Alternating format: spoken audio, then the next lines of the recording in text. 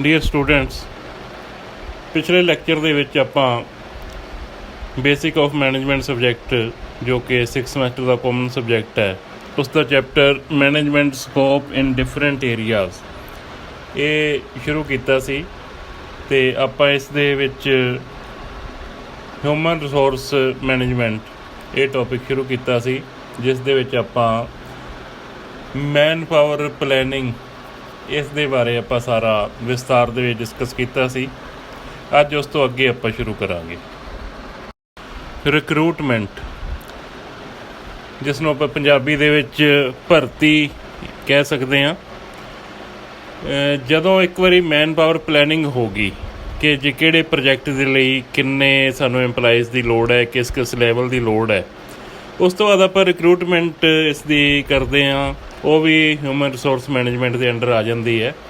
ਇਸ ਦੇ ਜਿਹੜੇ ਮੇਨ ਫੀਚਰਸ ਹੈ ਰਿਕਰੂਟਮੈਂਟ ਦੇ ਵਿੱਚ, ਆਈਡੈਂਟੀਫਾਈ ਦਾ ਵੈਕੈਂਸੀ ਨੂੰ ਆਈਡੈਂਟੀਫਾਈ ਕਰਨਾ, ਫਿਰ ਮਤਲਬ ਕਿਹੜੀ ਅਸਾਮੀ ਆਪਾਂ ਭਰਨੀ ਹੈ, ਪ੍ਰੀਪੇਅਰ ਜੋਬ ਡਿਸਕ੍ਰਿਪਸ਼ਨ ਕਿ ਉਸ ਦਾ ਜਿਹੜਾ ਹੈ ਉਸ ਅਸਾਮੀ ਦੇ ਲਈ ਕਿੰਨੀ ਕੁਆਲੀਫਿਕੇਸ਼ਨ ਵਾਲਾ ਬੰਦਾ ਚਾਹੀਦਾ ਹੈ, ਕਿੰਨੇ ਐਕਸਪੀਰੀਅੰਸ ਵਾਲਾ ਚਾਹੀਦਾ ਹੈ, ਕਿਹੜੀ ਉਹਦੀ ਅਸੈਂਸ਼ੀਅਲ ਕੁਆਲੀਫਿਕੇਸ਼ਨ ਹੈ, ਕਿਹੜੀ ਡਿਜ਼ਾਇਰੇਬਲ ਹੈ, ਇਹ ਆਪਾਂ ਤਿਆਰ ਕਰਦੇ ਹਾਂ। ਉਸ ਤੋਂ ਬਾਅਦ ਇਸ ਨੂੰ ਐਡਵਰਟਾਈਜ਼ ਕਰ ਦਿੰਦੇ ਹਾਂ। ਇਸ ਜਿਹੜੀ ਆਪਾਂ ਜੋਬ ਜਿਹੜੀ ਅਸੀਂ ਦੇਖੀ, ਆਈਡੈਂਟੀਫਾਈ ਕੀਤੀ, ਉਸ ਨੂੰ ਆਪਾਂ ਉਸ ਦਾ ਚੈੱਕ ਕੀਤਾ ਕਿ ਕਿਸ ਲੈਵਲ ਦੀ ਐਕਸਪੀਰੀਅੰਸ ਕੁਆਲੀਫਿਕੇਸ਼ਨ ਚਾਹੀਦੀ ਹੈ, ਤਾਂ ਉਸ ਦੇ ਮੁਤਾਬਕ ਆਪਾਂ ਜੋਬ ਨੂੰ ਐਡਵਰਟਾਈਜ਼ ਕਰ ਦਿੱਤਾ। ਮੈਨੇਜਿੰਗ ਦਾ ਰਿਸਪੌਂਸ, ਫਿਰ ਜੋ ਰਿਸਪੌਂਸ ਆਇਆ, ਐਪਲੀਕੇਸ਼ਨਸ ਆਈਆਂ, ਤਾਂ ਉਸ ਨੂੰ ਕਿਵੇਂ ਆਪਾਂ ਮੈਨੇਜ ਕਰਦੇ ਹਾਂ ਕਿ ਉਸ ਦੇ ਵਿੱਚ ਆਪਾਂ ਦੇਖਦੇ ਹਾਂ ਕਿ ਸਾਨੂੰ ਇੰਨੇ ਨੰਬਰ ਵਾਲਾ ਬੰਦਾ ਚਾਹੀਦਾ, ਘੱਟੋ ਘੱਟ ਉਹ ਵਾਲੇ ਐਪਲੀਕੇਸ਼ਨ ਆਪਾਂ ਅਲੱਗ ਰੱਖਦੇ ਹਾਂ, ਜਾਂ ਆਪਾਂ ਸੋਚਦੇ ਹਾਂ ਕਿ ਇੰਨੇ ਐਕਸਪੀਰੀਅੰਸ ਵਾਲਾ ਬੰਦਾ ਚਾਹੀਦਾ ਤਾਂ ਉਹ ਵਾਲੀ ਐਪਲੀਕੇਸ਼ਨ ਅਲੱਗ ਕਰ ਲੈਂਦੇ ਹਾਂ, ਜਾਂ ਇਸ ਲੈਵਲ 'ਤੇ ਪਹਿਲਾਂ ਬੰਦਾ ਕੰਮ ਕਰ ਰਿਹਾ ਹੋਵੇ ਉਸ ਤਰ੍ਹਾਂ ਦੀ ਐਪਲੀਕੇਸ਼ਨ। ਆਪਾਂ ਮੈਨੇਜਿੰਗ ਦਾ ਰਿਸਪੌਂਸ ਮਤਲਬ ਕਿ ਆਪਾਂ ਜੋ ਆਪਣੇ ਕੋਲ ਐਪਲੀਕੇਸ਼ਨ ਆਈਆਂ ਉਹਨਾਂ ਨੂੰ ਸੌਰਟ ਆਊਟ ਕਰਦੇ ਹਾਂ, ਉਹਨਾਂ ਨੂੰ ਅਲੱਗ-ਅਲੱਗ ਆਪਾਂ ਛਾਂਟ ਕੇ ਤਰਤੀਬਵਾਰ ਲਾਉਂਦੇ ਹਾਂ। ਦੈਨ ਸ਼ਾਰਟ ਲਿਸਟਿੰਗ ਇੱਕ ਤਾਂ ਐਪਲੀਕੇਸ਼ਨ ਤੋਂ ਹੀ ਹੋ ਜਾਂਦੀਆਂ ਕਿ ਜੋ ਆਪਣੇ ਕੋਲ ਐਪਲੀਕੇਸ਼ਨ ਆਈਆਂ ਆਪਾਂ ਕਿੰਨੇ % ਜਿਹੜੇ ਨੰਬਰ ਚਾਹੀਦੇ, ਕਿੰਨੇ ਸਾਲ ਦਾ ਐਕਸਪੀਰੀਅੰਸ ਹੈ, ਉਹ ਪੂਰਾ ਹੈ ਕਿ ਨਹੀਂ, ਇਹਦੇ ਮੁਤਾਬਕ ਆਪਾਂ ਐਪਲੀਕੇਸ਼ਨ ਵਿੱਚੋਂ ਛਾਂਟ ਲੈਂਦੇ ਹਾਂ। ਦੂਸਰਾ ਹੈ ਕਿ ਆਪਾਂ ਟੈਸਟ ਲੈ ਕੇ ਵੀ ਸ਼ਾਰਟ ਲਿਸਟਿੰਗ ਕਰ ਸਕਦੇ ਹਾਂ, ਜਾਂ ਇੰਟਰਵਿਊ ਦੇ ਵੀ ਅਲੱਗ-ਅਲੱਗ ਲੈਵਲ ਲੈ ਸਕਦੇ ਹਾਂ। ਪਹਿਲਾਂ ਇੱਕ ਜਰਨਲ ਇੰਟਰਵਿਊ, ਫਿਰ ਉਸ ਤੋਂ ਬਾਅਦ ਸਪੈਸੀਫਿਕ ਇੰਟਰਵਿਊ ਕਿ ਜਰਨਲ ਇੰਟਰਵਿਊ 'ਚ ਆਪਾਂ ਕਾਫੀ ਬੰਦਿਆਂ ਵਿੱਚੋਂ ਆਪਾਂ ਕੁਛ % ਸ਼ਾਰਟ ਲਿਸਟ ਕਰ ਲਏ, ਉਹਨਾਂ ਦੀ ਆਪਾਂ ਫਾਈਨਲ ਇੰਟਰਵਿਊ ਲੈਂਦੇ ਹਾਂ। ਇਸ ਟਾਈਪ ਦਾ ਵੀ ਇਹ ਰਿਕਰੂਟਮੈਂਟ ਦਾ ਇੱਕ ਪ੍ਰੋਸੈਸ ਹੈ। ਰੈਫਰੈਂਸਿਸ, ਆਪਾਂ ਨੂੰ ਚਾਹੀਦਾ ਹੈ ਕਿ ਕਿਸੇ ਬੰਦੇ ਦਾ ਕੋਈ ਰੈਫਰੈਂਸ, ਚਾਹੇ ਆਪਣੇ ਇੰਟਰਨਲ ਬੰਦੇ ਦਾ, ਜਾਂ ਉਹਨੂੰ ਕਹਿ ਦਿੰਦੇ ਹਾਂ ਕਿ ਤੂੰ ਕੋਈ ਰੈਫਰੈਂਸ ਦੱਸ ਕਿ ਜਿਹੜੇ ਤੈਨੂੰ ਜਾਣਦੇ ਹੋਣ, ਸਾਨੂੰ ਵੀ ਜਾਣਦੇ ਹੋਣ, ਅਤੇ ਉਹ ਤੇਰਾ ਗਵਾਹੀ ਭਰਨ ਕਿ ਤੂੰ ਇੱਕ ਸਾਡੀ ਜਿਹੜੀ ਹੈ ਔਰਗੇਨਾਈਜੇਸ਼ਨ ਦੇ ਲਈ ਇੱਕ ਅੱਛਾ ਉਮੀਦਵਾਰ ਸਾਬਤ ਹੋ ਸਕਦਾ ਹੈ। ਦੈਨ ਅਰੇਂਜ ਇੰਟਰਵਿਊ ਅਰੇਂਜ ਕਰਾਉਣਾ ਕਿ ਕਿਹੜੇ ਐਕਸਪਰਟ ਬੰਦੇ ਹੈ, ਕਿਹਨਾਂ ਨੇ ਇੰਟਰਵਿਊ ਲੈਣੀ ਹੈ, ਉਹਨਾਂ ਨੂੰ ਬੁਲਾਉਣਾ, ਇੰਟਰਵਿਊ ਦਾ ਟਾਈਮ ਦੇਣਾ, ਜਗ੍ਹਾ ਡਿਸਾਈਡ ਕਰਨੀ, ਇਹ ਜਿਹੜਾ ਹੈਗਾ ਇੰਟਰਵਿਊ ਅਰੇਂਜ ਕਰਨ ਦੇ ਕੰਮ। 'ਤੇ ਇੰਟੀਮੇਟ ਕਰਨਾ ਦੋਨੋਂ ਪਾਸੇ, ਇੰਟਰਵਿਊ ਲੈਣ ਵਾਲੇ ਨੂੰ ਵੀ ਅਤੇ ਇੰਟਰਵਿਊ ਦੇ ਵਿੱਚ ਅਪੀਅਰ ਹੋਣ ਵਾਲੇ ਨੂੰ ਵੀ ਕਿ ਕਿੱਥੇ ਇੰਟਰਵਿਊ ਹੋਏਗੀ, ਕਦੋਂ ਹੋਏਗੀ, ਦੱਸਣਾ ਸਾਰਾ। ਕੰਡਕਟ ਇੰਟਰਵਿਊਜ਼, ਫਿਰ ਇੰਟਰਵਿਊ ਕੰਡਕਟਸ ਕਰਨੀਆਂ ਕਿ ਸਾਰੇ ਬੰਦੇ ਜਦੋਂ ਆ ਜਾਂਦੇ ਆ, ਇੰਟਰਵਿਊ ਲੈਣ ਵਾਲੇ ਐਕਸਪਰਟ, ਇੰਟਰਵਿਊ 'ਚ ਅਪੀਅਰ ਹੋਣ ਵਾਲੇ ਕੈਂਡੀਡੇਟ, ਉਹਨਾਂ ਦੀ ਸਮੂਥਲੀ ਇੰਟਰਵਿਊ ਕੰਡਕਟ ਕਰਾਉਣਾ, ਫਿਰ ਉਸ ਦਾ ਰਿਕਾਰਡ ਲੈਣਾ।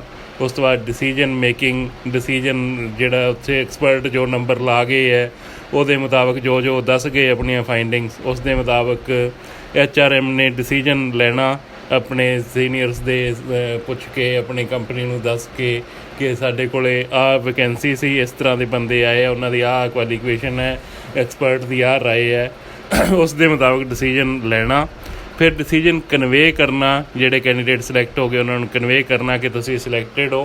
ਅਤੇ ਉਸ ਤੋਂ ਬਾਅਦ ਅਪੁਆਇੰਟਮੈਂਟ ਦਾ ਐਕਸ਼ਨ, ਜੋ ਲੈਟਰ ਜਾਰੀ ਕਰਨੀ, ਜੋ ਉਸ 'ਤੇ ਅਗਲੀਆਂ ਫਾਰਮੈਲਿਟੀਜ਼ ਹੈ, ਇਹ ਸਾਰਾ ਰਿਕਰੂਟਮੈਂਟ ਪ੍ਰੋਸੈਸ ਹੈ ਜੋ ਕਿ HRM ਦਾ ਇੱਕ ਮੇਨ ਪਾਰਟ ਹੈ। Elements of good recruitment policy, ਇੱਕ ਜੋ ਚੰਗੀ ਰਿਕਰੂਟਮੈਂਟ ਪੋਲਿਸੀ ਹੈ ਕਿਸੇ ਵੀ ਔਰਗੇਨਾਈਜੇਸ਼ਨ ਦੀ, ਉਹ ਔਰਗੇਨਾਈਜੇਸ਼ਨ ਦੇ ਸ਼ਾਰਟ ਟਰਮ ਓਬਜੈਕਟਿਵ ਵੀ ਚੈੱਕ ਕਰਦੀ ਹੈ, ਲੌਂਗ ਰਨ ਓਬਜੈਕਟਿਵ ਵੀ ਚੈੱਕ ਕਰਦੀ ਹੈ। ਨਾਲ ਹੀ identification of recruitment needs, recruitment ਦੀਆਂ ਕੀ ਜ਼ਰੂਰਤਾਂ ਨੇ, ਕਿਸ ਤਰ੍ਹਾਂ ਦੀ ਸਾਨੂੰ ਭਰਤੀ ਚਾਹੀਦੀ ਹੈ, ਕਿਸ ਤਰ੍ਹਾਂ ਦੇ ਕੈਂਡੀਡੇਟ ਚਾਹੀਦੇ ਆ, ਉਹਨੂੰ ਆਈਡੈਂਟੀਫਾਈ ਕਰਨਾ। ਦੈਨ ਪਾਰਟੀਕੂਲਰਸ ਐਂਡ ਪ੍ਰੈਫਰੈਂਸਿਸ ਆਫ ਸਿਲੈਕਸ਼ਨ, ਜਿਹੜੇ ਸਾਡੀਆਂ ਕੀ ਅਸੀਂ ਪ੍ਰੈਫਰੈਂਸਿਸ ਕੀ ਨੇ ਸਿਲੈਕਸ਼ਨ ਕਰਨ ਦੇ ਲਈ, ਕਿ ਅਸੀਂ ਕਿਸ ਤਰ੍ਹਾਂ ਦੇ ਬੰਦਿਆਂ ਨੂੰ ਕਿਵੇਂ ਸਿਲੈਕਟ ਕਰਨਾ ਹੈ, ਪਾਰਟੀਕੂਲਰ ਉਹਨਾਂ ਦੇ ਕੀ ਚਾਹੀਦੇ ਹੈ, ਸਾਨੂੰ ਕਿਸ ਤਰ੍ਹਾਂ ਦਾ ਜਿਹੜਾ ਪਰਸਨ ਹੈ, ਅਤੇ ਅਸੀਂ ਰਿਕਰੂਟਮੈਂਟ ਦਾ ਪ੍ਰੋਸੈਸ ਕੀ ਅਡੋਪਟ ਕਰਾਂਗੇ, ਉਹ ਵੀ ਪੂਰਾ ਕਿਸ ਤਰ੍ਹਾਂ ਦੇ ਆਪਾਂ ਪਾਰਟੀਕੂਲਰਲੀ ਅਤੇ ਪ੍ਰੈਫਰੈਂਸ਼ਲੀ ਸਾਰਾ ਆਪਾਂ ਇਸ ਦੇ ਵਿੱਚ HRM ਦੇ ਵਿੱਚ ਡਿਸਾਈਡ ਕੀਤਾ ਜਾਂਦਾ ਹੈ। ਦੈਨ ਕੋਸਟ ਆਫ ਰਿਕਰੂਟਮੈਂਟ ਦੇ ਉੱਪਰ ਖਰਚਾ ਕਿੰਨਾ ਆਉਂਦਾ, ਇਹ ਵੀ ਇਸ ਜਗ੍ਹਾ 'ਤੇ ਹੀ ਇੱਕ ਖਾਸ ਐਲੀਮੈਂਟ ਹੈ। ਮੈਥਡਸ ਆਫ ਰਿਕਰੂਟਮੈਂਟ, ਇਹ ਔਰਗੇਨਾਈਜੇਸ਼ਨ ਦੇ ਅੰਦਰੋਂ ਇੰਟਰਨਲ ਸੋਰਸਿਸ 'ਚੋਂ ਵੀ ਰਿਕਰੂਟਮੈਂਟ ਹੋ ਸਕਦੀ ਹੈ, ਐਕਸਟਰਨਲ ਸੋਰਸਿਸ ਬਾਹਰੋਂ ਵੀ ਜਿਹੜੀ ਹੈ ਰਿਕਰੂਟਮੈਂਟ ਕੀਤੀ ਜਾ ਸਕਦੀ ਹੈ। ਦੋਨਾਂ ਨੂੰ ਆਪਾਂ ਅਲੱਗ-ਅਲੱਗ ਡਿਸਕਸ ਕਰਦੇ ਹਾਂ।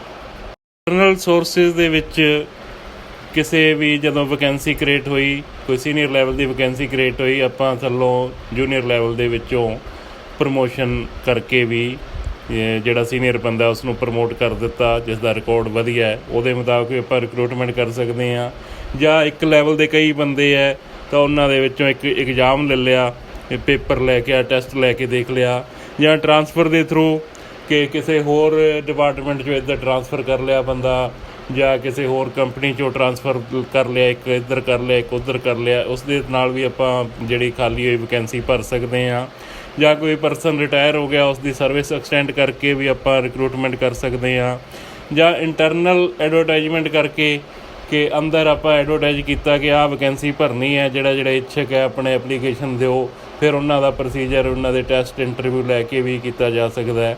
ਦੈਨ ਐਮਪਲਾਈ ਰਿਕਮੈਂਡੇਸ਼ਨ, ਐਮਪਲਾਈ ਦੀ ਕੋਈ ਰਿਕਮੈਂਡ ਕਰਦਾ ਹੈ, ਜੇਕਰ ਕੋਈ ਸੀਨੀਅਰ ਬੰਦਾ ਕਿਸੇ ਨੂੰ ਰਿਕਮੈਂਡ ਕਰਦਾ ਹੈ ਕਿ ਆਹ ਬੰਦੇ ਨੂੰ ਤੁਸੀਂ ਜਿਹੜਾ ਹੈਗਾ ਇੰਟਰਨਲੀ ਇਸ ਨੂੰ ਪ੍ਰਮੋਟ ਕਰ ਦਿਓ, ਇਸ ਨੂੰ ਇਸ ਪੋਸਟ 'ਤੇ ਲਾ ਦਿਓ। ਜਾਂ ਕੋਈ ਐਮਪਲਾਈ ਕਹਿੰਦਾ ਕਿ ਆਹ ਮੈਨੂੰ ਜਾਣਦਾ, ਮੈਂ ਇੱਥੇ ਕੰਮ ਕਰਦਾ ਹੈ ਬੰਦਾ, ਮੈਂ ਇਹਨੂੰ ਲਿਆ ਸਕਦਾ, ਉਸ ਦੇ ਮੁਤਾਬਕ ਵੀ ਆਪਾਂ ਇਹ ਵੀ ਇੰਟਰਨਲ ਸੋਰਸ ਦੇ ਥਰੂ ਬਿਨਾਂ ਕਿਸੇ ਐਕਸਟਰਨਲ ਕੋਈ ਸੋਰਸ ਯੂਜ਼ ਕੀਤੇ ਆਪਾਂ ਬੰਦਾ ਲੈ ਆਏ ਤਾਂ ਇੰਟਰਨਲ ਸੋਰਸਿਸ ਆਫ ਰਿਕਰੂਟਮੈਂਟ ਇਹ ਚੀਜ਼ਾਂ ਉਹਦੇ ਵਿੱਚ ਆ ਜਾਂਦੀਆਂ। ਐਡਵਾਂਟੇਜਸ ਆਫ ਇੰਟਰਨਲ ਸੋਰਸਿਸ, ਇਹ ਜਿਹੜਾ ਮੈਥਡ ਹੈ ਟਾਈਮ ਸੇਵਿੰਗ ਹੈ, ਜਿਹੜੇ ਆਪਾਂ ਕਿਉਂਕਿ ਪਹਿਲਾਂ ਹੀ ਬੰਦੇ ਕੰਮ ਕਰ ਰਹੇ ਨੇ, ਇਸ ਲਈ ਉਹਨਾਂ ਦੀ ਕੋਈ ਨਵੀਂ ਇੰਡਕਸ਼ਨ, ਕੋਈ ਟ੍ਰੇਨਿੰਗ ਕਰਾਉਣ ਦੀ ਲੋੜ ਨਹੀਂ।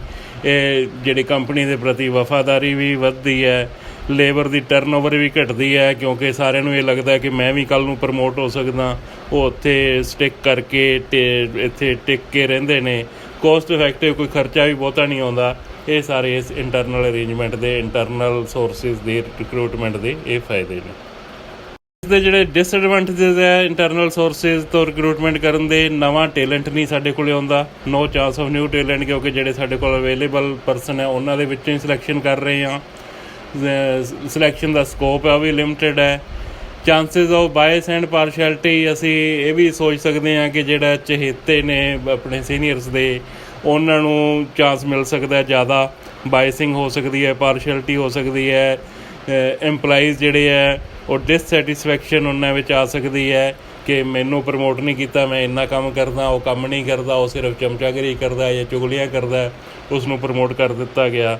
ਸੋ ਇਹ ਵੀ ਇੱਕ ਇਸ ਦੇ ਵਿੱਚ ਡਿਸਸੈਟਿਸਫੈਕਸ਼ਨ ਵੀ ਇੱਕ ਰੀਜ਼ਨ ਬਣਦਾ ਹੈ ਇੰਟਰਨਲ ਸੋਰਸਿਸ ਤੋਂ ਰਿਕਰੂਟਮੈਂਟ ਕਰਨ ਦਾ। ਇੰਟਰਨਲ ਸੋਰਸਿਸ ਤੋਂ ਰਿਕਰੂਟਮੈਂਟ ਜਿਹੜੀ ਕਰਦੇ ਹਾਂ, ਮੈਨੇਜਮੈਂਟ ਕੰਸਲਟੈਂਟ ਕੋਈ ਹੈ, ਉਸ ਨੂੰ ਅਸੀਂ ਕਹਿ ਤਾ ਕਿ ਸਾਨੂੰ ਇਸ ਤਰ੍ਹਾਂ ਦਾ ਕੋਈ ਕੈਂਡੀਡੇਟ ਚਾਹੀਦਾ, ਆਹ ਕੁਆਲੀਫਿਕੇਸ਼ਨ, ਆਹ ਐਕਸਪੀਰੀਅੰਸ ਹੈ, ਤਾਂ ਉਹ ਖੁਦ ਹੀ ਸਾਰਾ ਰਿਕਰੂਟਮੈਂਟ ਕਰਕੇ ਸਾਨੂੰ ਬੰਦਾ ਦੇ ਦਿੰਦਾ ਕਿ ਮੈਂ ਤੁਹਾਡੇ ਮੁਤਾਬਕ ਮੈਂ ਆਪ ਹੀ ਐਡ ਕੱਢੀ, ਜਾਂ ਮੇਰੇ ਕੋਲ ਐਪਲੀਕੇਸ਼ਨਸ ਪਈਆਂ ਸੀ, ਮੈਂ ਉਹਨਾਂ 'ਚੋਂ ਆਪਣੀ ਸਿਲੈਕਸ਼ਨ ਕਰ ਲਈ ਹੈ, ਜਾਂ ਉਹਦੇ ਵਿੱਚੋਂ ਆਪਾਂ ਨੂੰ 2-3 ਬੰਦਿਆਂ ਦਾ ਪੈਨਲ ਬਣਾ ਕੇ ਭੇਜ ਦਿੰਦਾ ਕਿ ਮੇਰੇ ਮੁਤਾਬਕ ਤੁਹਾਨੂੰ ਸੈੱਟ ਹੈਗੇ ਆ, ਇਹਨਾਂ 'ਚੋਂ ਤੁਸੀਂ ਚੂਜ਼ ਕਰ ਲਓ। ਐਮਪਲਾਈਮੈਂਟ ਏਜੰਸੀਜ਼ ਹੈਗੀਆਂ, ਉਹ ਵੀ ਇਹੀ ਕੰਮ ਕਰਦੀਆਂ ਕਿ ਜਿਹੜੇ ਰਿਕਰੂਟਮੈਂਟ ਕੰਪਨੀ ਨੂੰ, ਕਿਸੇ ਨੂੰ, ਔਰਗੇਨਾਈਜੇਸ਼ਨ ਨੂੰ ਚਾਹੀਦੇ ਨੇ, ਉਹਦੇ ਬਿਹਾਫ 'ਤੇ ਉਹ ਐਡ ਕੱਢ ਕੇ ਅਤੇ ਸਿਲੈਕਸ਼ਨ ਕਰਕੇ ਸਾਰਾ ਉਹ ਕਰ ਦਿੰਦੇ ਨੇ।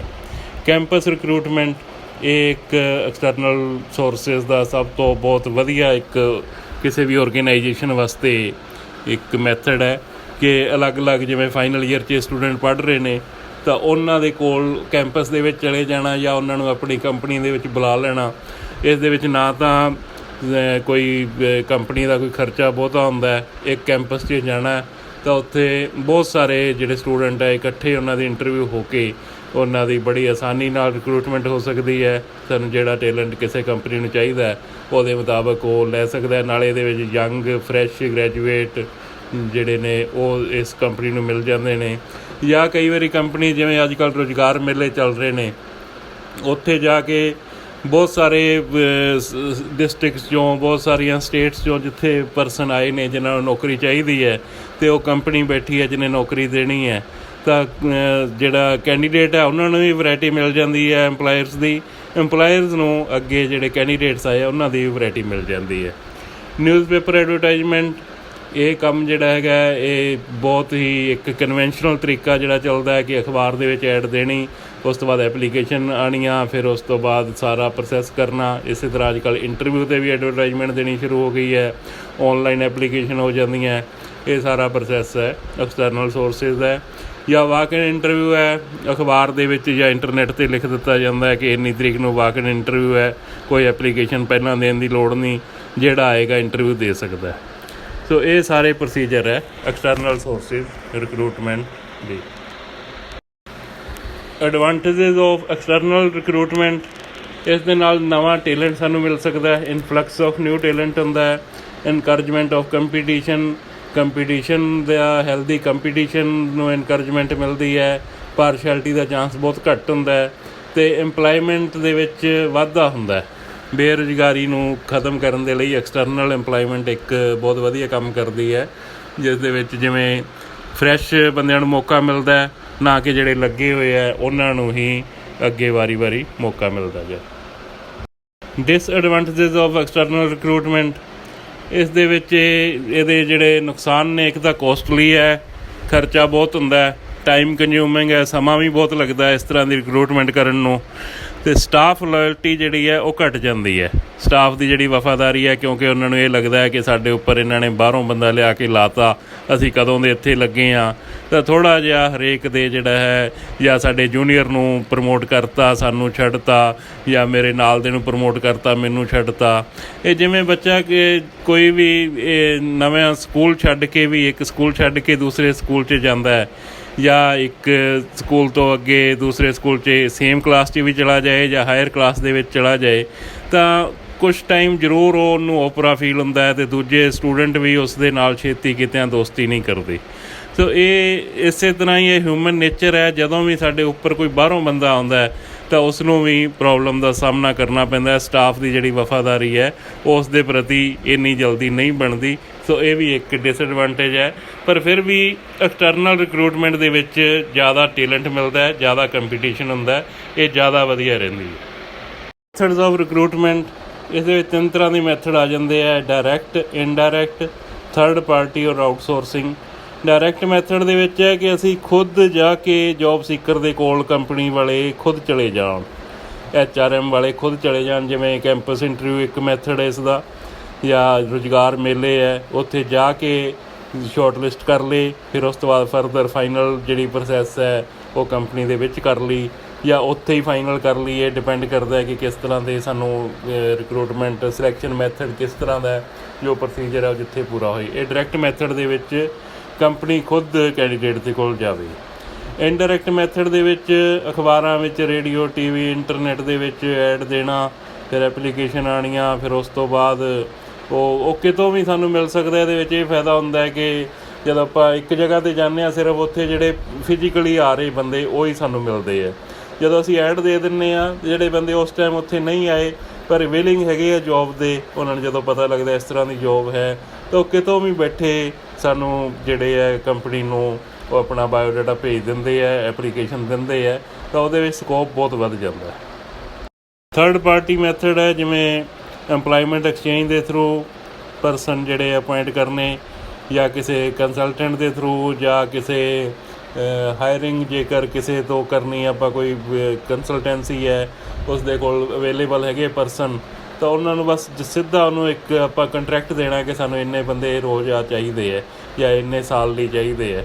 ਤਾਂ ਉਹ ਕੰਪਨੀ ਨੇ ਕੋਈ ਉਹਨਾਂ ਨੂੰ ਡਾਇਰੈਕਟ ਨਹੀਂ ਅਪੁਆਇੰਟਮੈਂਟ ਦੇਣੀ, ਉਹ ਸਿੱਧਾ ਇੱਕ ਠੇਕਾ ਕੀਤਾ ਇੱਕ ਥਰਡ ਪਾਰਟੀ ਦੇ ਨਾਲ, ਉਹਨਾਂ ਨੇ ਉਹ ਸਾਨੂੰ ਬੰਦੇ ਭੇਜ ਦੇਣੇ ਆ ਲੋੜ ਮੁਤਾਬਕ, ਅਤੇ ਜਦੋਂ ਜਿੰਨੀ ਦੇਰ ਤੱਕ ਕੰਟਰੈਕਟ ਖਤਮ ਹੋਇਆ ਤਾਂ ਉਸ ਤੋਂ ਬਾਅਦ ਉਹ ਬੰਦੇ ਆਉਣੇ ਵੀ ਬੰਦ ਹੋ ਜਾਣੇ। ਰਿਕਰੂਟਮੈਂਟ ਦੇ ਵਿੱਚ ਜਿਹੜਾ ਅਗਲਾ ਕੰਮ ਹੈ ਸਿਲੈਕਸ਼ਨ ਦਾ, ਕਿ ਰਿਕਰੂਟਮੈਂਟ ਆਪਾਂ ਦੇਖ ਲਈ ਕਿ ਕਿਸ ਤਰ੍ਹਾਂ ਦੀ ਆਪਾਂ ਰਿਕਰੂਟਮੈਂਟ ਕਰਨੀ ਹੈ, ਇਹ ਡਿਸਾਈਡ ਕਰ ਲਿਆ। ਹੁਣ ਸਿਲੈਕਸ਼ਨ ਕਿਵੇਂ ਕਰਨਾ ਹੈ? ਪਹਿਲਾਂ ਜੋਬ ਨੂੰ ਐਨਾਲਾਈਜ਼ ਕਰਨਾ ਕਿ ਕਿਸ ਤਰ੍ਹਾਂ ਦੀ ਜੋਬ ਹੈ, ਕਿਸ ਤਰ੍ਹਾਂ ਦਾ ਬੰਦਾ ਚਾਹੀਦਾ।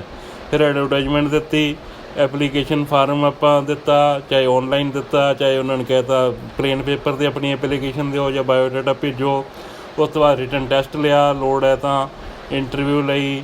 ਜਿਹੜਾ ਸਿਲੈਕਟ ਹੋ ਗਏ ਸਾਡੇ ਵੱਲੋਂ, ਜਿਹੜੇ ਇੰਟਰਵਿਊ ਦੇ ਟੈਸਟ ਪਾਸ ਕਰ ਗਏ, ਉਹਨਾਂ ਦਾ ਮੈਡੀਕਲ ਐਗਜ਼ਾਮੀਨੇਸ਼ਨ ਲਿਆ।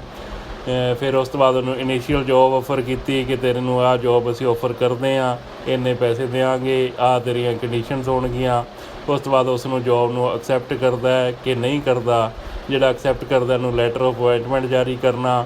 ਫਿਰ ਉਸ ਤੋਂ ਬਾਅਦ ਉਸ ਦੀ ਇੰਡਕਸ਼ਨ ਕਰਨੀ। ਇੰਡਕਸ਼ਨ ਮਤਲਬ ਟ੍ਰੇਨਿੰਗ ਦੇਣਾ, ਉਸ ਨੂੰ ਦਿਖਾਉਣਾ ਕਿ ਇਹਦੇ ਵਿੱਚ ਤੁਸੀਂ ਸਾਰਾ ਇਸ ਦੇ ਵਿੱਚ ਕਿਵੇਂ ਕੰਪਨੀ ਦਾ ਕੀ ਮੈਥਡ ਹੈ, ਕਿਸ ਤਰ੍ਹਾਂ ਦੀ ਮੈਥਡੋਲੋਜੀ ਯੂਜ਼ ਹੁੰਦੀ ਹੈ, ਸਾਰਿਆਂ ਨੂੰ ਮਿਲਾਉਣਾ ਵੀ ਉਹਦੇ ਵਿੱਚ ਹੁੰਦਾ ਹੈ। ਹਰ ਪ੍ਰੋਸੀਜਰ ਦੱਸਣਾ, ਹਰ ਤਰ੍ਹਾਂ ਸਿਖਾਉਣਾ।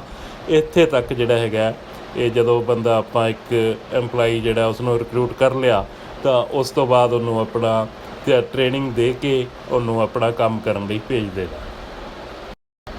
ਪਰਫੋਰਮੈਂਸ ਅਪਰੇਜ਼ਲ, ਜਦੋਂ ਜਿਹੜੇ ਬੰਦੇ ਕੰਮ ਕਰ ਰਹੇ ਨੇ, ਪਹਿਲਾਂ ਅਸੀਂ ਬੰਦਾ HRM ਦੇ ਵਿੱਚ ਪਹਿਲਾਂ ਪਲਾਨ ਕੀਤਾ, ਮੈਨ ਪਾਵਰ ਕਿੰਨੀ ਚਾਹੀਦੀ ਹੈ, ਕਿਸ ਤਰ੍ਹਾਂ ਦੀ ਚਾਹੀਦੀ ਹੈ। ਫਿਰ ਉਹਨਾਂ ਦੀ ਰਿਕਰੂਟਮੈਂਟ ਐਂਡ ਸਿਲੈਕਸ਼ਨ ਕੀਤੀ, ਇੰਡਕਸ਼ਨ ਕਰਾਈ। ਹੁਣ ਕੰਮ ਕਰਦੇ ਨੂੰ ਜਦੋਂ ਕੁਝ ਸਮਾਂ ਹੋ ਜਾਂਦਾ ਹੈ ਤਾਂ ਹਰੇਕ ਐਮਪਲਾਈ ਦੀ ਪਰਫੋਰਮੈਂਸ ਅਪਰੇਜ਼ਲ ਕੀਤੀ ਜਾਂਦੀ ਹੈ। ਪਰਫੋਰਮੈਂਸ ਅਪਰੇਜ਼ਲ ਦੇ ਵਿੱਚ ਉਸ ਦਾ ਸਾਰਾ ਰਿਕਾਰਡ ਮੇਨਟੇਨ ਹੁੰਦਾ ਹੈ ਕਿ ਉਸਨੇ ਕੀ ਕੰਮ ਕੀਤਾ। ਉਸ ਦੀ ਇਵੈਲੂਏਸ਼ਨ ਉਹਦੇ ਵਿੱਚ ਹੁੰਦੀ ਹੈ ਉਹਦੇ ਸੀਨੀਅਰਸ ਦੇ ਵੱਲੋਂ, ਉਹਦੇ ਹੋਰ ਜਿਹੜੇ ਉਹਦੇ ਬਿਹੇਵੀਅਰ ਦੇ ਉੱਪਰ ਡਿਪੈਂਡ ਕਰਦਾ ਸਾਰਾ ਕੁਛ। ਕਈ ਇਹਦੇ ਵਿੱਚ ਮੈਥਡ ਹੁੰਦੇ ਨੇ। ਇਸ ਦੇ ਲਈ ਇਹ ਪਰਫੋਰਮੈਂਸ ਅਪਰੇਜ਼ਲ ਤੋਂ ਹੀ ਉਸ ਦੀ ਫਰਦਰ ਪ੍ਰਮੋਸ਼ਨ, ਇੰਕਰੀਮੈਂਟ ਅਤੇ ਹੋਰ ਉਸ ਦਾ ਫਿਊਚਰ ਫਰੇਮਿੰਗ, ਕੀ ਡਿਵੈਲਪਮੈਂਟ ਉਸ ਦੇ ਵਿੱਚ ਹੋਣੀ ਹੈ, ਕੀ ਉਸ ਨੂੰ ਲੋੜ ਹੈ, ਕਿ ਉਹ ਕਿਸ ਤਰ੍ਹਾਂ ਦਾ ਫਾਇਦਾ ਦੇ ਸਕਦਾ ਕੰਪਨੀ ਨੂੰ। ਇਹ ਪਰਫੋਰਮੈਂਸ ਅਪਰੇਜ਼ਲ ਦੇ ਸਾਨੂੰ ਪਤਾ ਲੱਗਦਾ। ਆਫ ਪਰਫੋਰਮੈਂਸ ਅਪਰੇਜ਼ਲ, ਇਹ ਵੀ HRM ਦਾ ਇੱਕ ਪਾਰਟ ਹੈ। ਕਿਸੇ ਵੀ ਪਰਸਨ ਬਾਰੇ, ਕਿਸੇ ਐਮਪਲਾਈ ਦੀ ਪਰਫੋਰਮੈਂਸ ਲੈਣਾ, ਮਤਲਬ ਉਸ ਤੋਂ ਉਹਦੇ ਸੀਨੀਅਰ ਨੂੰ, ਉਹਦੇ ਜਿਹੜਾ ਉਸ ਤੋਂ ਉੱਪਰ ਮੈਨੇਜਰ ਹੈ ਜਿਸ ਦੇ ਅੰਡਰ ਉਹ ਕੰਮ ਕਰ ਰਿਹਾ, ਉਸ ਨੂੰ ਕਹਿਣਾ ਕਿ ਇਸ ਦੇ ਉੱਪਰ ਆਪਣਾ ਐਵੈਲੂਏਸ਼ਨ ਇਸ ਦੇ ਬਾਰੇ ਆਪਣੇ ਲਿਖੋ ਕਿ ਤੁਸੀਂ ਇਸ ਨੂੰ ਕਿਸ ਤਰ੍ਹਾਂ ਸਮਝਦੇ ਹੋ, ਇਹ ਕਿਹੋ ਜਿਹਾ ਕੰਮ ਕਰਦਾ ਹੈ।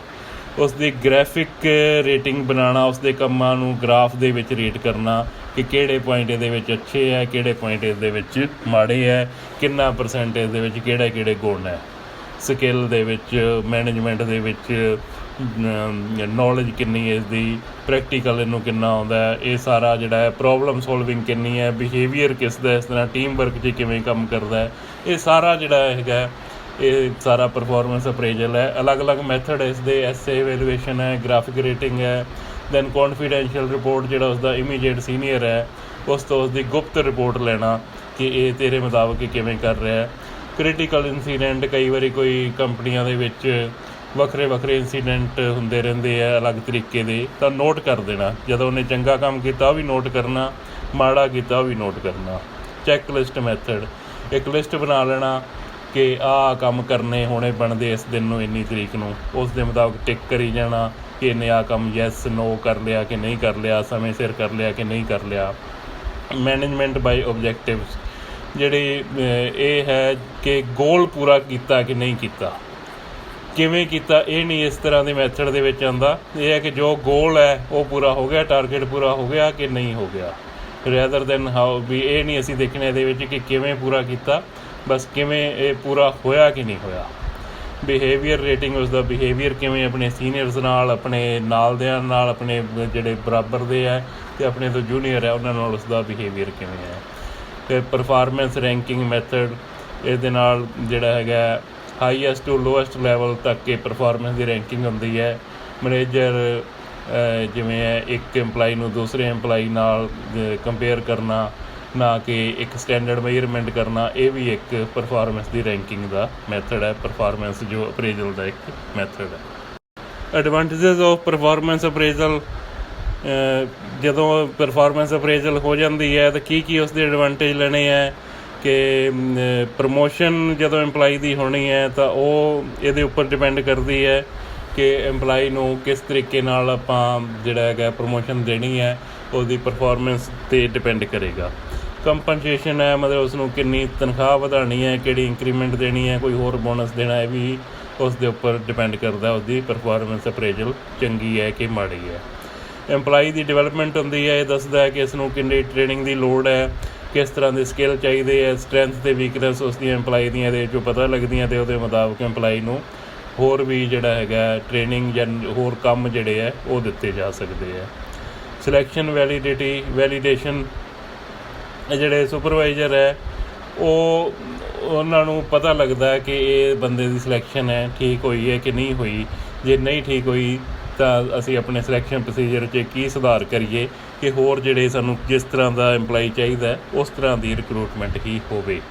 ਮੋਟੀਵੇਸ਼ਨ, ਇਸ ਦੇ ਨਾਲ ਮੋਟੀਵੇਸ਼ਨ ਵੀ ਹੁੰਦੀ ਹੈ, ਟਾਰਗੇਟ ਵੀ ਪੂਰੇ ਅਚੀਵ ਹੁੰਦੇ ਹੈ, ਇਸ ਦੇ ਫਾਇਦਾ ਦਿੰਦੀ ਹੈ, ਐਫੀਸ਼ੀਐਂਸੀ ਇੰਪਰੂਵ ਕਰਦੀ ਹੈ, ਬੈਟਰ ਜੋਬ ਕਰਨ ਦੇ ਫਾਇਦਾ ਹੁੰਦਾ ਹੈ ਕਿ ਉਸ ਇੱਕ EMPLOYE ਦੀ ਜਿਹੜੀ ਪਰਫੋਰਮੈਂਸ ਹੈ ਉਹ ਫਰਦਰ ਅੱਗੇ ਫਿਊਚਰ ਦੇ ਵਿੱਚ ਬੈਟਰ ਹੋ ਜਾਂਦੀ ਹੈ। ਸੈਲਫ ਅਪਰੇਜ਼ਲ, ਇਸ ਦੇ ਵਿੱਚ ਜਿਵੇਂ SWOT ਐਨਾਲਿਸਿਸ ਹੈ ਕਿ ਇੱਕ EMPLOYE ਨੂੰ ਖੁਦ ਕਿਹਾ ਜਾਵੇ ਕਿ ਤੂੰ ਆਪਣੇ ਬਾਰੇ ਲਿਖ, ਜਿਵੇਂ ਤੇਰੇ 'ਚ ਕੀ ਸਟਰੈਂਥ ਹੈ, SWOT ਦੇ ਵਿੱਚ S ਹੈ ਸਟਰੈਂਥ, ਤੇਰੇ 'ਚ ਕੀ ਵੀਕਨੈਸ ਹੈ, ਕੀ ਤੇਰੇ ਕੋਲ ਅਪਰਚੁਨਿਟੀਜ਼ ਹੈ, ਕੀ ਤੈਨੂੰ ਥ੍ਰੈਟਸ ਹੈ। ਇਹ ਸਾਰਾ ਕੁਝ SWOT ਦੇ ਅੰਡਰ ਹੈ ਕਿ ਆਪਣੇ ਬਾਰੇ ਤੂੰ ਲਿਖ, strength, weakness, opportunity and threat. So ਇਹ ਸਾਰਾ ਜਦੋਂ ਉਹ ਲਿਖਦਾ, ਜੇਕਰ ਇੱਕ ਇਮਾਨਦਾਰੀ ਨਾਲ ਕੋਈ ਵੀ ਪਰਸਨ ਆਪਣੇ ਬਾਰੇ ਲਿਖੇ ਤਾਂ ਇਹ ਇੱਕ ਉਸਨੂੰ ਕਿਵੇਂ ਆਪਣੀ ਸਟਰੈਂਥ ਨੂੰ ਵਧਾ ਸਕਦਾ ਹੈ, ਵੀਕਨੈਸ ਨੂੰ ਦੂਰ ਕਰ ਸਕਦਾ ਹੈ, ਅਪਰਚੁਨਿਟੀਜ਼ ਦਾ ਕਿਵੇਂ ਫਾਇਦਾ ਲੈ ਸਕਦਾ ਹੈ, ਥ੍ਰੈਟਸ ਨੂੰ ਕਿਵੇਂ ਦੂਰ ਕਰ ਸਕਦਾ ਹੈ। ਇਹ ਸਾਰਾ ਕੁਝ ਜਦੋਂ ਐਨਾਲਾਈਜ਼ ਕਰ ਲੈਂਦਾ ਤਾਂ ਉਸ ਨੂੰ ਤਰੀਕੇ ਵੀ ਅਗਲੇ ਸਾਰੇ ਮਿਲ ਜਾਂਦੇ ਨੇ ਨਾਲ ਉਹ ਜਾਂ ਕਿਸੇ ਨਾਲ ਡਿਸਕਸ ਕਰਕੇ ਜਾਂ ਆਪਣੇ ਆਪ ਹੀ ਦੇਖ ਕੇ ਕਿ ਮੈਨੂੰ ਆਹ ਪ੍ਰੋਬਲਮ ਆ ਰਹੀ ਹੈ, ਉਹ ਆਪਣੇ ਆਪ 'ਚ ਬਹੁਤ ਸੁਧਾਰ ਕਰ ਸਕਦਾ ਹੈ। ਸੋ ਅੱਜ ਦਾ ਲੈਕਚਰ ਅੱਜ ਆਪਾਂ ਇੱਥੇ ਹੀ ਰੋਕਦੇ ਹਾਂ। ਨੈਕਸਟ ਟੌਪਿਕ ਜਿਹੜਾ ਹੈ ਇਸੇ ਹੀ management scope in different areas ਦੇ ਵਿੱਚ ਅਗਲਾ ਏਰੀਆ ਜੋ ਹੈ ਮਟੀਰੀਅਲ ਐਂਡ ਸਟੋਰ ਮੈਨੇਜਮੈਂਟ, ਉਹ ਆਪਾਂ ਨੈਕਸਟ ਲੈਕਚਰ ਦੇ ਵਿੱਚ ਡਿਸਕਸ ਕਰਨਾ ਸ਼ੁਰੂ ਕਰਾਂਗੇ ਇਸੇ ਸਬਜੈਕਟ ਦੇ ਵਿੱਚ। ਤੋ ਉਦੋਂ ਤੱਕ ਤੁਸੀਂ ਜੋ ਤੁਹਾਨੂੰ ਹੁਣ ਤੱਕ ਆਪਾਂ ਡਿਸਕਸ ਕੀਤਾ ਤੁਹਾਡੇ ਨਾਲ, ਉਹਨੂੰ ਤੁਸੀਂ ਪੜ੍ਹੋ, ਕਿਤਾਬ ਆਪਣੀ ਨਾਲ ਖੋਲ੍ਹ ਕੇ ਰੱਖੋ, ਉਹਦੇ ਵਿੱਚੋਂ ਨਾਲ ਪੜ੍ਹਦੇ ਜਾਓ, ਨਾਲੇ ਇਹਨੂੰ ਸੁਣਦੇ ਜਾਓ। ਜੇਕਰ ਲੋੜ ਪਏ ਤਾਂ ਦੁਬਾਰਾ ਫਿਰ ਸੁਣ ਲਓ ਅਤੇ ਇਸ ਨੂੰ ਯਾਦ ਕਰਨ ਦੀ ਕੋਸ਼ਿਸ਼ ਕਰੋ। Thank you very much.